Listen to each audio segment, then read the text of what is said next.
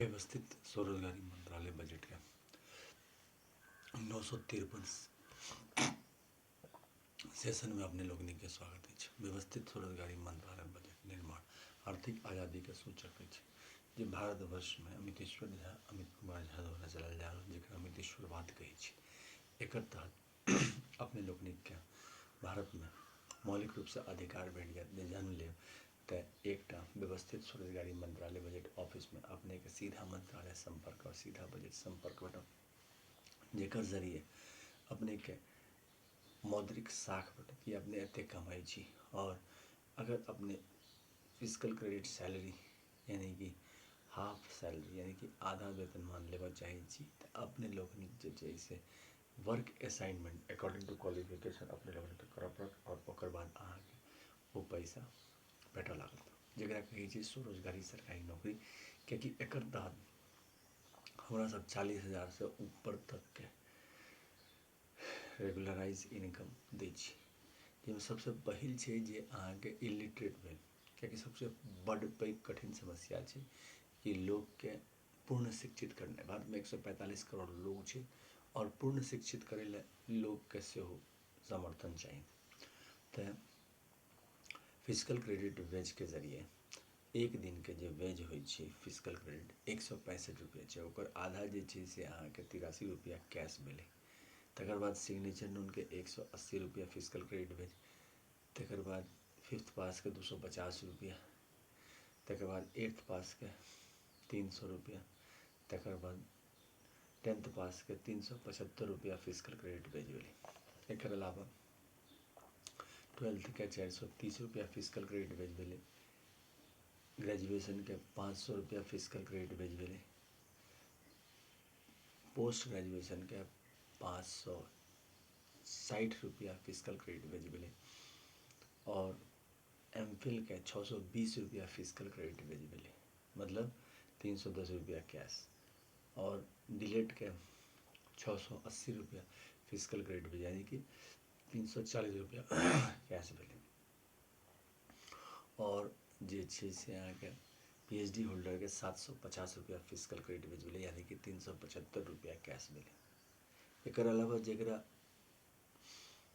40,000 प्रति माह से ऊपर के हम राखी वो organise self employ university budget of India university के तहत 10टा MA डिग्री 10टा PhD डिग्री 10टा MPhil डिग्री 10टा DLED डिग्री प्राप्त करके ओकरा प्राप्त कर सकिए और वो 40,000 से ऊपर जाए। एकर पाई के जे प्रबंध है से अहाँके इनडायरेक्ट टैक्स लेल जाइ छै। इवन बिलो पॉवर्टी लाइन जे भारतवर्ष में छै जे नरेगा पर चलै छै 2005 ओहो जे छै से अहाँके मिनिमम जे अहाँके खर्चा करै छी घर में वो अहाँके 2,000-3,000 खर्चा कर दै छै आ इनडायरेक्ट टैक्स रूप में ओहो 300 रुपया दऽ दै छै सरकार के। इनडायरेक्ट टैक्स जेना अन्न अनाज दाल रोटी जे सब किनलक आब ओहि में से जतेक अहाँके इनडायरेक्ट टैक्स देलकै ओहि में से 30% हमरा सब एहिमे लऽ लै छी फिजिकल क्रेडिट रूप में वापस करै छी।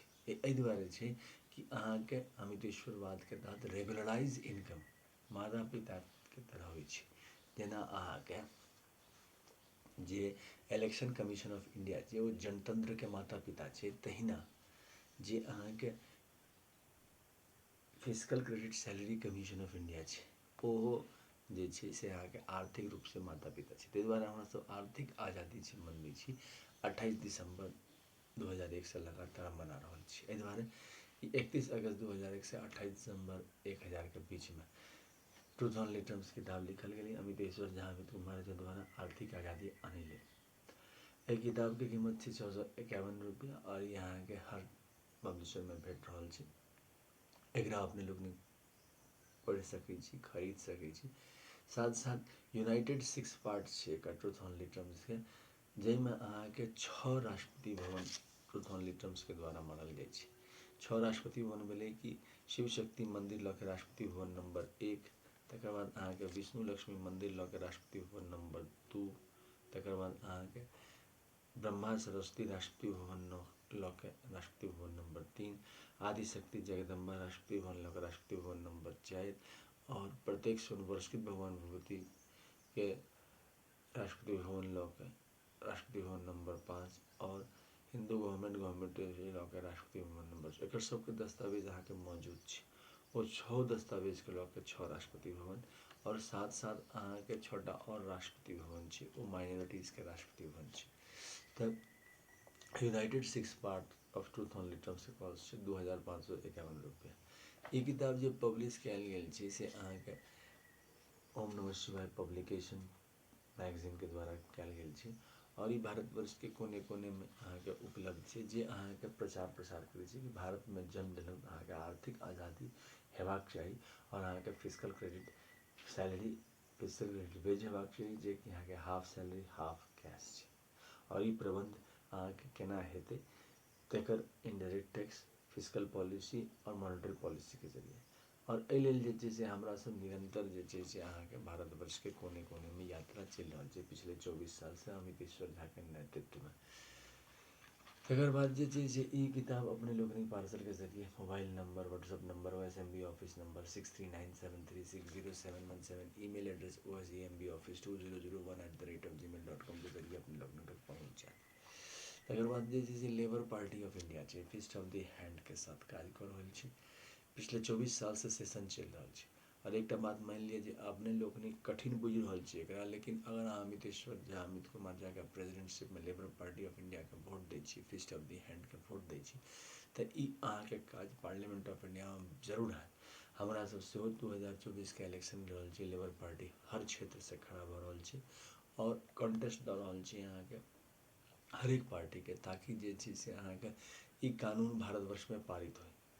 कानून व्यवस्थित स्वरोजगारी मंत्रालय बजट कानून भारतवर्ष के कोने कोने में पारित हो और हमरा सब स्वरोजगार में डबल सैलरी सिस्टम व्यवस्था एहिमे लागू भ जाए छै।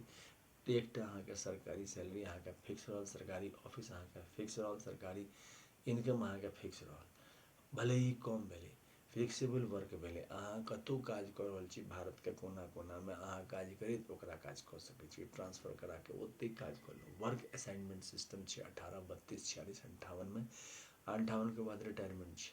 जखने से ई लागू होइ छै हर वर्ग के 58 वाला के रिटायरमेंट लऽ लेते और वही से पेंशन स्टार्ट भ जेतै। रेस्ट जे छै जे नया पीढ़ी के अहाँ के 18 32 46 58 में काज कराबे 56 घंटा के काज के फॉर्मेट छै, ओकर काज क के जे छै से अहाँ अपन पैसा उठाओ और साथ साथ जे छै से प्राइवेट सेक्टर में काज करियौ, क्योंकि प्राइवेट हमरा सब 24 अगस्त 1991 के globalisation liberalisation privatisation LPG policy के समर्थन करै छी, साथ साथ रिजर्वेशन पॉलिसी के समर्थन करै छी। जते रिजर्वेशन पॉलिसी छै हमरा सबके ओहिमे कतौ दू मत नहीं छै, कियाकि हमरा सब जे छै से नया बजट के निर्माण कर रहल छी और नया self employed ministry budget of India. आब अहाँ के की छै कि अहाँ के जे एनुअल बजट छै रेलवे बजट छै ओहिमे अहाँ के सीधा मंत्रालय संपर्क और सीधा बजट संपर्क के व्यवस्था नहीं छै, सोचितो नहीं छै। एहि लेल जे छै से 31 अगस्त 2001 के जब आबादी 100 करोड़ पहुँचे लगलै तखने हमरा सब जे छै से ई उम्मीद से चलिए कि हमरा सब जे छै से नया व्यवस्थित स्वरोजगारी मंत्रालय बजट के जन्म दऽ के अपन जे रोजगार के समस्या के समाधान करब, कियाकि जे ग्रेजुएट बढ़ऽ लगलै ओहिसे की भेलै कि समस्या आर बढ़ल चलि गेलै और वो समस्या जे छै से विश्व स्तर पर समस्या बनलै और ओकर बाद जे छै से हमरा सब ओकरा निदान करै ला आगू बढ़ि गेलियै। ताहि दुआरे जे छै से हमरा सब व्यवस्थित स्वरोजगारी मंत्रालय बजट निर्माण ले आगू बढ़ रहल छी। तो हमरा सबके अपने लोकनिक समर्थन करू और व्यवस्थित स्वरोजगारी मंत्रालय बजट अधिनियम एक्ट भारतवर्ष में पारित कऽ के एकरा जे छै से और आगू बढ़ाउ, ताकि एकरा जे छै से एहिसँ आगू बढ़ला से ई अहाँ के व्यवस्थित ढंग से देश के विकास कर सकत और ओहि विकास से जे छै से हमरा सब स्वरोजगार बन के डबल सैलरी व्यवस्था लागू कऽ के आगू बढ़ सकै छी। जहाँ तक अपने लोगन के समर्थन के सवाल है वो फिस्ट ऑफ दी हैंड के साथ समर्थन करूँ और ए देश के विकास करे पथ पर जोड़े के प्रयास करूँ। हमरा सब फिस्ट ऑफ दी हैंड के लऽ के चल रहल छी, व्यवस्थित रोजगार निर्माण करे में योगदान करूँ और हमरा सब जे छै से व्यवस्थित स्वरोजगारी मंत्रालय बजट सेशन हमरा सब लगातार कर रहल छी। 1 से लऽ के 925 सेशन जे छै से भारतवर्ष में उपलब्ध छै और ओ सेशन जे छै से अहाँ सुनू ओकरा शेयर करियो और सब्सक्राइब करियो, साथ साथ जेना अपने के भऽ सके ए विश्वास करियो कि व्यवस्थित स्वरोजगारी मंत्रालय बजट अधिनियम एक्ट भारतवर्ष में ई विचारधारा के परिवर्तित कर देते और जे छै से डबल सैलरी सिस्टम व्यवस्था आनि के भारतवर्ष के एकटा नया जीवन देते और वो होते रोजगार स्वरोजगार प्रशासनिक सेवा, सेल्फ एम्प्लॉयमेंट प्रशासनिक सेवा एकरा पारित हो। धन्यवाद।